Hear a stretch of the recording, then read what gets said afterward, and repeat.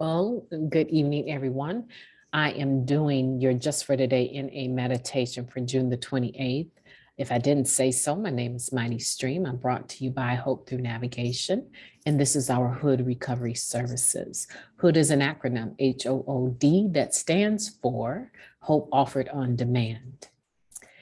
You can reach me, right? You can reach me at recoveryofhope21@gmail.com. I look forward to hearing from you. The summer is already underway and it has been busy, but I do thank God for giving me the drive and the energy and the zest for life.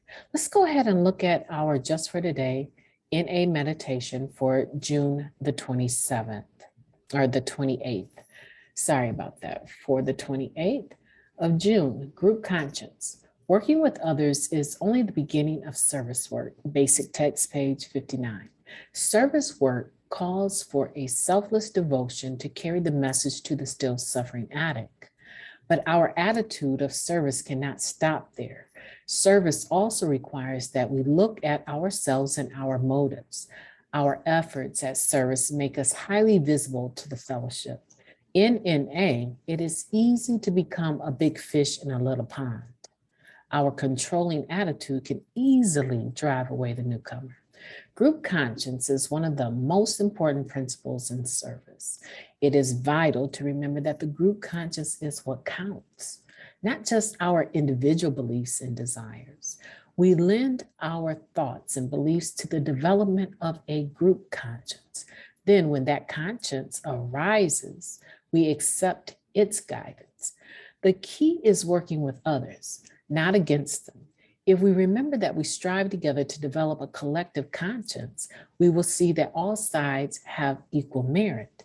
When all the discussions are over, all sides will come back together to carry a unified message. It is often tempting to think that we know what is best for the group. If we remember that it doesn't matter if we get our way, then it is easier to allow service to be the vehicle it is intended to be, a way to carry the message to the addict who still suffers. Just for today, I will take a part in the development of group conscience. I will remember that the world won't end just because I don't get my way. I will think about our primary purpose in all my service efforts. I will reach out to the newcomer.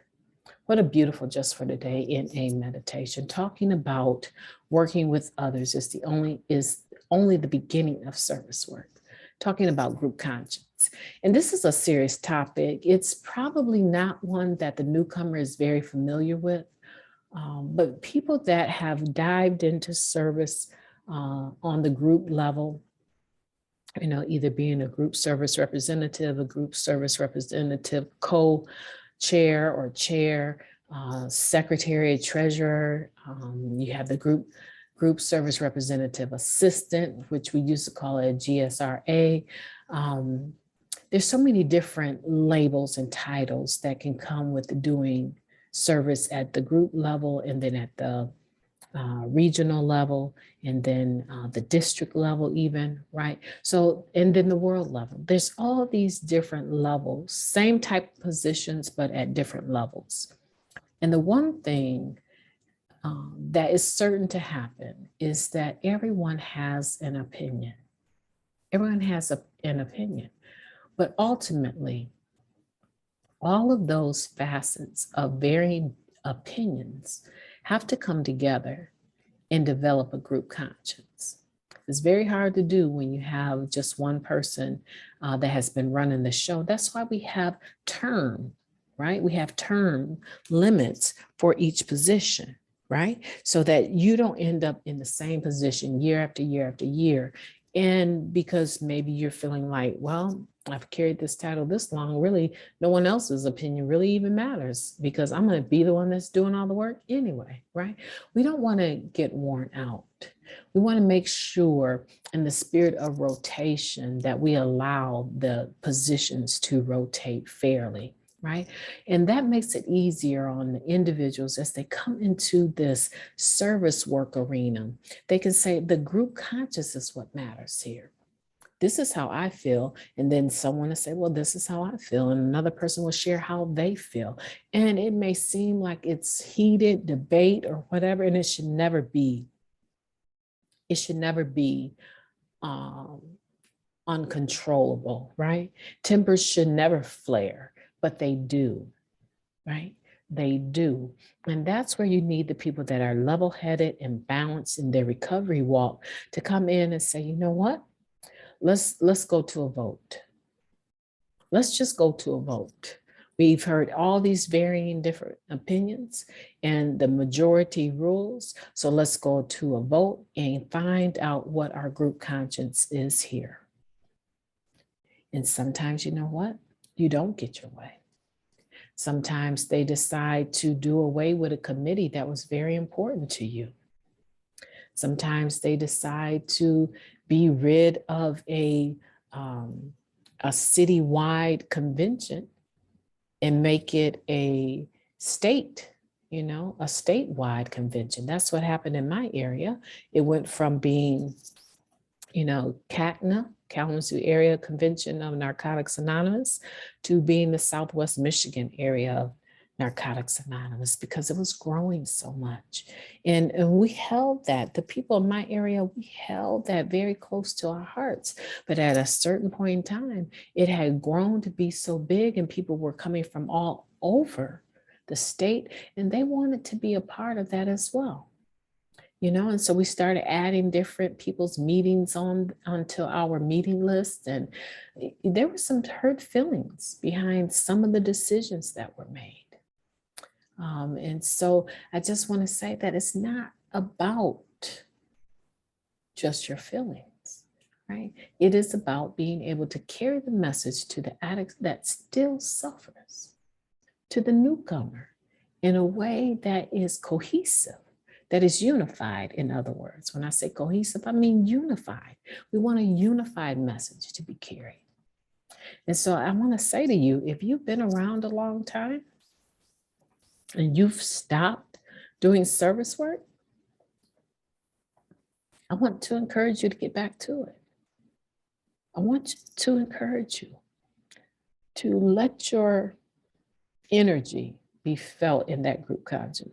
There was something in here. I want to go right back to it really quick. I won't keep you long, but I want to go back here. It said it is vital to remember that the group conscience is what counts, not just our individual beliefs and desires, right?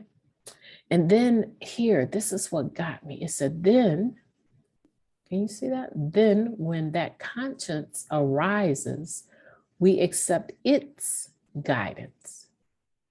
It almost personalizes the conscience. Did you see that? It said, when that conscience arises, we accept its guidance. So the group conscience is a collective energy of various individuals that have said that I yield my own best interest to what is in the best interest of the group. I yield that. So I give up my identity so that there could be uniformity. There can be unity, right? Is the better word. And so I give up what is mine for the collective group. And as that happens, this group conscience takes on a entity, a personality, a spirit, or a presence all of its own. And I am amazed at how often the group conscience turned out to be the right thing for the masses, not just one or two, right? But for the newcomers in general, for the purpose of carrying our message to the addicts that still suffer.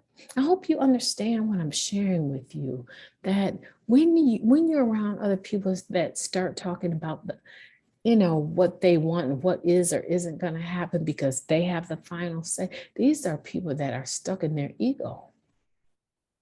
And they have to be reminded, it's not about you. It's about the collective vote. It's about the group conscience, right? Our trusted servants, right? Our leaders, they are given the vote to be able to carry that position out. It can be just like it was given, it can be revoked, right? If you're running into someone that is,